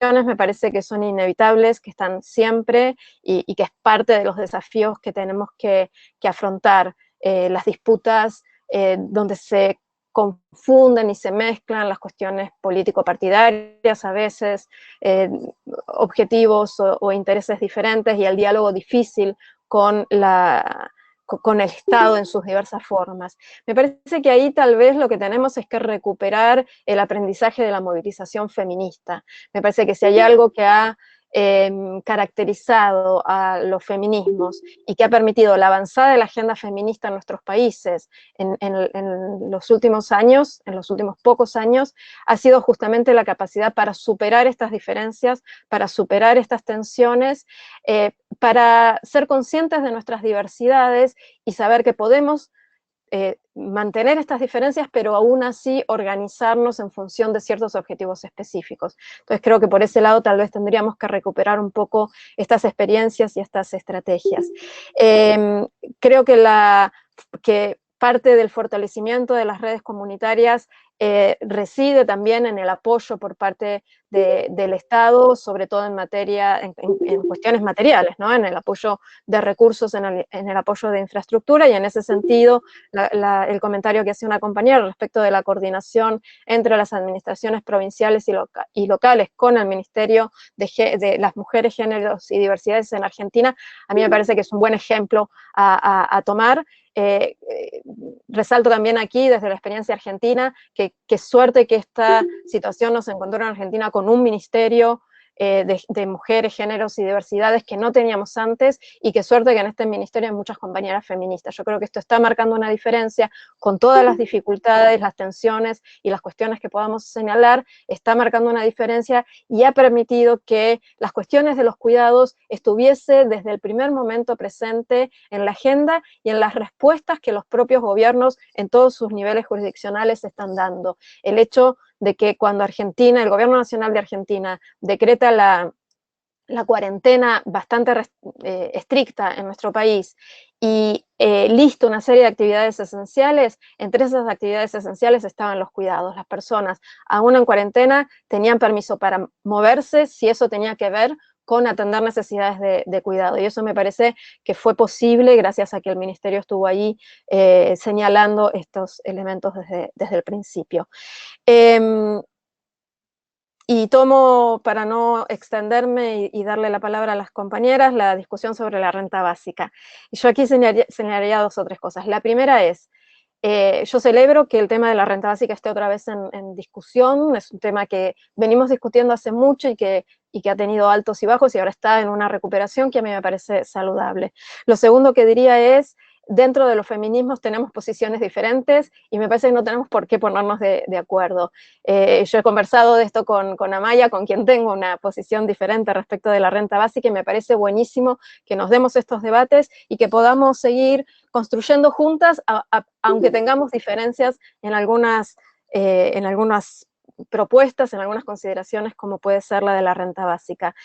Yo creo, y un poco en esto estoy alineada con lo que decía Soledad, que la discusión de la renta básica o la promoción de la renta básica no es para nada incompatible o excluyente con la promoción de acceso a servicios sociales básicos y a que la gestión de estos servicios sea pública y que el acceso sea gratuito. El mundo ideal para mí es un mundo donde haya una red de seguridad en los ingresos incondicional, y esto sobre todo en la medida en que las sociedades sigan con el nivel de mercantilización y monetización que tienen.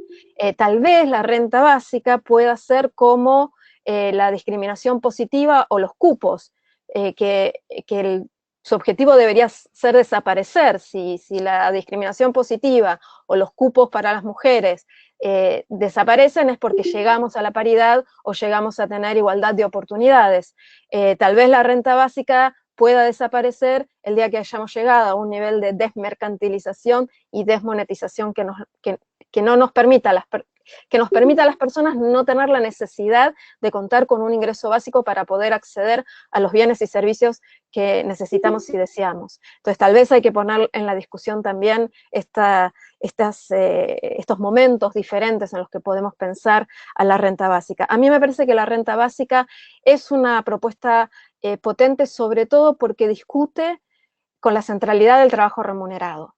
Y aún cuando entraña el riesgo de, si distribuimos una renta básica en los contextos de los mercados laborales tal como funcionan hoy en día, lo que vamos a hacer es consolidar el trabajo no remunerado de las mujeres o el trabajo de cuidado en las espaldas de las mujeres, que ahora van a tener una pequeña remuneración a través de la renta básica, o si vamos a consolidar salarios bajos,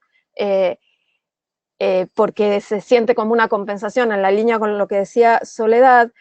A mí me parece que a pesar de estos riesgos hay una potencia en esta propuesta, que es discutir la centralidad del trabajo remunerado y discutir la utilidad social de todas las ocupaciones, no solamente de las ocupaciones que reconoce el mercado. Y sin duda, los impactos que tenga una renta básica van a depender del contexto en el cual operen. Entonces, en mercados laborales con mucha precariedad y con muy bajos salarios, la renta básica puede producir algunos desincentivos a la participación laboral, o puede ser un subsidio a los salarios que pagan los capitalistas, pero las luchas por salarios dignos no son incompatibles con garantizar una red de seguridad de los ingresos. Cierro simplemente diciendo, creo que la situación en la que estamos enfrentando esta pandemia hubiese sido muy diferente, sobre todo en los países de América Latina y el Caribe, si hubiésemos tenido una red de ingresos universal, de ingresos básicos universal,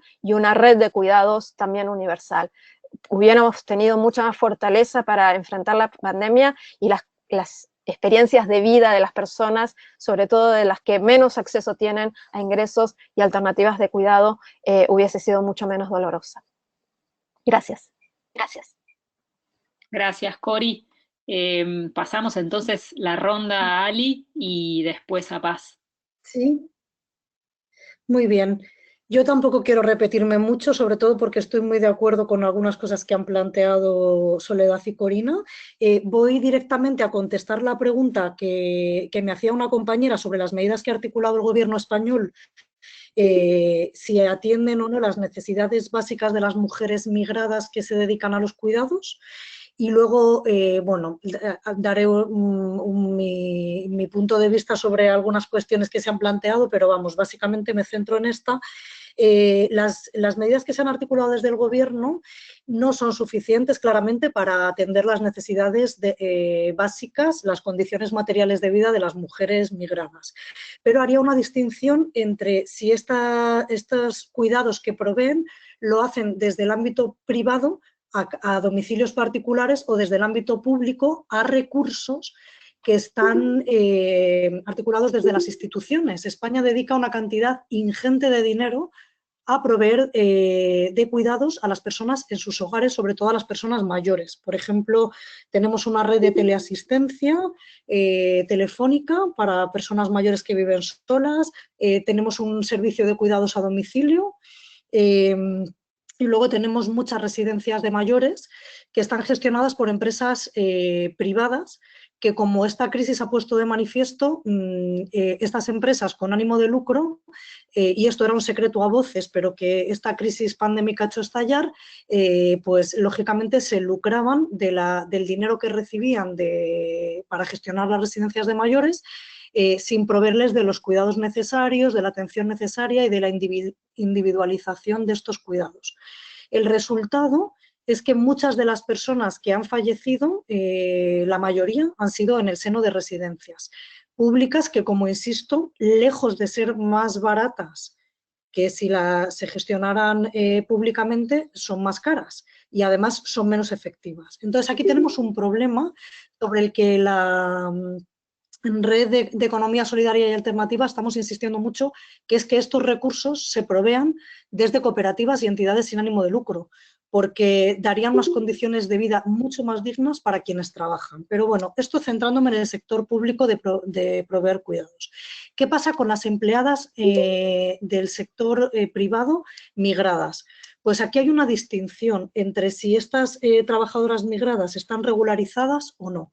Si están regularizadas, están teniendo acceso ahora mismo a una prestación por desempleo muy pequeña, pero es algo que antes no existía. Lo que pasa es que tiene unas condiciones que no todas ellas cumplen, porque hay muchas empleadas del hogar que no tienen contratos. Entonces, es mucho más difícil demostrar, a no ser que sea por la buena voluntad de las familias o porque haya en algún momento algún escrito o alguna transacción bancaria, que estas mujeres están prestando servicios en los domicilios particulares. O sea que hay varias condiciones, por una parte que estén regularizadas y por otra que tengan algo parecido a un contrato para acceder a esta prestación. El problema lo tenemos con que la mayoría de las personas, mujeres que están ofreciendo servicios de cuidados privados no están en situaciones regulares. Entonces, no acceden ni a esta prestación ni a ninguna otra. Y ese es para mí el gran escollo en este momento de toda la articulación de ayudas en lo público. A las únicas ayudas que se está accediendo para personas migradas irregulares es a través de las redes vecinales, de las redes de autoapoyo, lo comunitario y tal, pero poca o ninguna prestación desde lo público. Afortunadamente, desde hace más de una década, tenemos distintos sindicatos que han cobrado mucha importancia de mujeres, sobre todo migradas, que se dedican al empleo doméstico. En Madrid está Territorio Doméstico, en Barcelona está Sindi Hogar, está desde los sindicatos pues están las Kellys, que son las mujeres que prestan limpieza en los hoteles fundamentalmente, y el sindicato Uso de empleadas domésticas dentro de UGT, que están presionando también para que se dé respuesta, junto con el movimiento feminista, que es absolutamente confluyente, a la precarización de las vidas de las mujeres que se dedican al empleo doméstico y de cuidados. O sea que aquí tenemos todavía muchos desafíos por delante. Por una parte, el reconocimiento de quién provee esos recursos, o sea, que se reconozca que muchas de las mujeres que están sosteniendo las vidas no tienen acceso ni a rentas, ni a pensiones, ni a prestaciones, ni a ningún otro ingreso fuera de lo laboral, y por otra parte, a la redistribución de la riqueza. Es decir, cómo se reconocen y se remuneran esos trabajos, porque tanto en el ámbito de lo privado como en el ámbito de lo público, hace relativamente poco que tenemos un salario mínimo para las mujeres internas dentro de las casas, que es de 950 euros. O sea, que tampoco, si viven en una gran ciudad, tampoco es que ese salario les permita alcanzar un nivel de vida, bueno, pues más allá de la precariedad, pero es algo. O sea, vamos, todavía nos quedan muchos desafíos por delante. En cuanto al ingreso mínimo vital, estoy absolutamente de acuerdo con lo que habéis planteado, Corina y Soledad, que no es excluyente con unos servicios públicos de calidad, pero es verdad que también me parece muy sugerente la idea que plantea Maya Pérez Orozco y otras muchas economistas de ir adelgazando cada vez más nuestro paso por el mercado. Es decir, de depender cada vez menos, y esto, o sea, digamos que sería el horizonte de ingresos privados y que no sean que no sean las instituciones quienes provean de vivienda, de alimentación, de energía, etcétera, sin dejar a nadie fuera. Entonces, ese decrecimiento que va totalmente en la línea ecofeminista, pero también de todas las economías transformadoras, estoy de acuerdo con vosotras que no va en detrimento de tener un ingreso mínimo vital que de momento es absolutamente necesario, porque como decía Corina, pues ahora mismo quien no tiene ingresos, lo privado se está sosteniendo a través de ingresos privados de otras personas. Lo público no ha provisto de momento ninguna necesidad básica. Y luego, otra compañera planteaba la pregunta de qué pasa con el 70% de las personas que se dedican a los servicios sanitarios son mujeres. ¿Qué hacemos con esto, no? O sea, pues aquí también yo creo que hay como una doble estrategia como en todo. O sea, una es de reconocimiento, nombrar este hecho, porque es verdad que en general en Europa, bueno, se nos ha llamado mucho a que aplaudamos desde nuestros balcones todos los días a las 8 al personal sanitario, pero sin especificar que ese personal sanitario también lo componen las personas que limpian los hospitales, que limpian las calles, que todo eso también es la sanidad pública, ¿no? Que limpian los supermercados, etcétera, ¿no?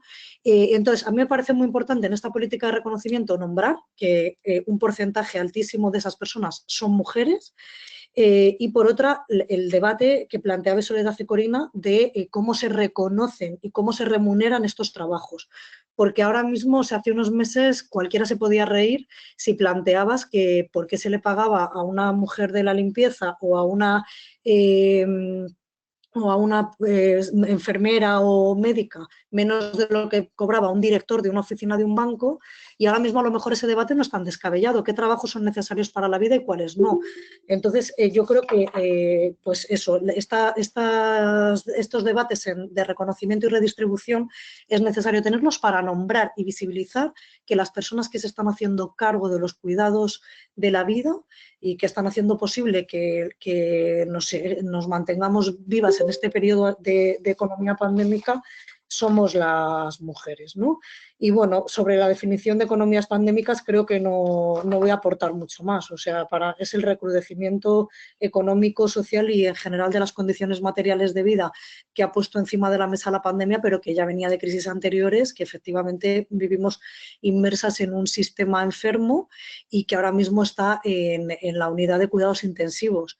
Entonces, ese doble desafío, o sea, esa oportunidad y ese peligro de que esto se recrudezca a través de políticas fascistas, de políticas de extrema derecha, que recrudezcan todavía más la privatización de la vida, o estamos ante la oportunidad de visibilizar mucho más que las economías alternativas estamos aquí, somos sostenibles, no hemos destruido empleo, estamos pagando justamente, estamos corresponsabilizándonos como empresas de los cuidados de la vida y, bueno, pues esa es la disputa. Así que por mi parte no mucho más. Muchas gracias. Muchas gracias. Gracias, Alicia. Y entonces pasamos a la reflexión de Paz. Te seguimos teniendo sin cámara, creo, pero seguro te vamos a escuchar bien. A ver, retomando activa el micrófono. Perfecto, te escuchamos. Adelante, Paz.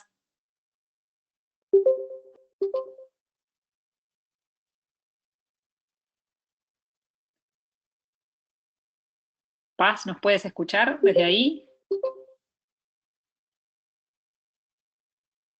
Bueno, creo que está con problemas de conexión. Bueno, entonces, mientras Paz trata de conectarse para responder la última ronda de preguntas, les recuerdo que este diálogo fue grabado y vamos a subirlo en breve a los canales de REAS, de DON, del foro, pueden entrar a la página del foro, www.transformadora.org, también para seguir las noticias del Foro de Economías Transformadoras y los espacios virtuales que se están abriendo rumbo a junio, a la última semana de junio. Y también vamos a armar un pequeño documento con algunas de las ideas centrales que salieron y, por supuesto, retomar preguntas que no hayan sido respondidas para después hacerle alguna devolución a las compañeras con las que quedaron preguntas pendientes. Paz, no sé si ahora nos escuchás. Creo que no. Bueno, entonces conecto breve para saludarles desde aquí. Ahí Ale puso el correo para seguir en contacto. Les contamos que estamos organizando 2 foros, 2 diálogos más, por lo menos en lo que venimos trabajando en la confluencia. Una de ellas tiene que ver con esto último que mencionó Alicia, que me pareció central, pensar el avance de las fuerzas de seguridad, el avance de los fascismos y los controles policiales y la criminalización en los territorios con el argumento de la pandemia. Así que vamos a trabajar en un foro, en un diálogo especial sobre el tema de militarización. Otro de los temas va a tener que ver con las estrategias de organización feminista frente a la pandemia, siguiendo en esta clave de pensar las economías transformadoras y las alternativas, como lo que charlamos hoy, y ahí van a estar trabajando, armando el diálogo las compañeras del Parlamento Plurinacional de Mujeres y Organizaciones Feministas del Ecuador, junto a No Tan Distintas, es una organización de mujeres en situación de vulnerabilidad social, y compañeras de barrios del mundo, desde Marruecos y desde Bélgica, articulando, y también vamos a trabajar el tema de las traducciones. Así que en breve sigan las noticias de la Conferencia Feminista rumbo al foro. Esperamos verles en próximos diálogos y retomamos entonces las reflexiones y preguntas, y agradecerles mucho desde acá, desde Argentina. Yo me despido con un mate y estamos cerca, y espero que esto haya servido para abrir más reflexiones y continuar dialogando. Las abrazamos y nos vemos pronto. Gracias. Conectamos las cámaras si quieren para vernos desde donde estén. Gracias a Ale, a María Tienza, a Tasmi, ahí la veo a Rosa desde México. Gracias a las panelistas también por acompañarnos, Alicia, Sole, Corina y Paz. Bueno, ahí vamos viendo más, ahí veo para una foto Ecuador. final. A quien pueda sacar una foto, capaz, con el celular.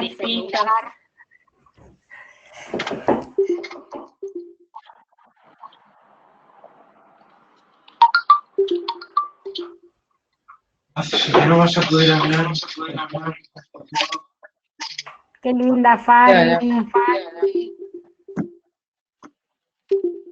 Bueno, un montonazo. Rosy, qué lindo verte. ¡Ay, una bebé!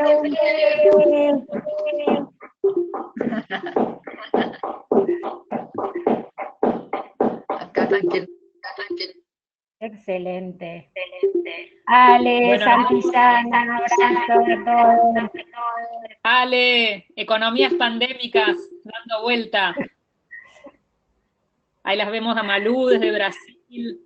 Bueno, a Masaya, bueno, cuántas caras, que hace un montón que no. Analía, gracias por todo el acompañamiento. En el China, armado. allá está la China. Qué bueno verte, China. Rita también desde Brasil. Bueno, muchas Qué gracias lindo, entonces. Rita. Y La Alicia, Ali Villanueva.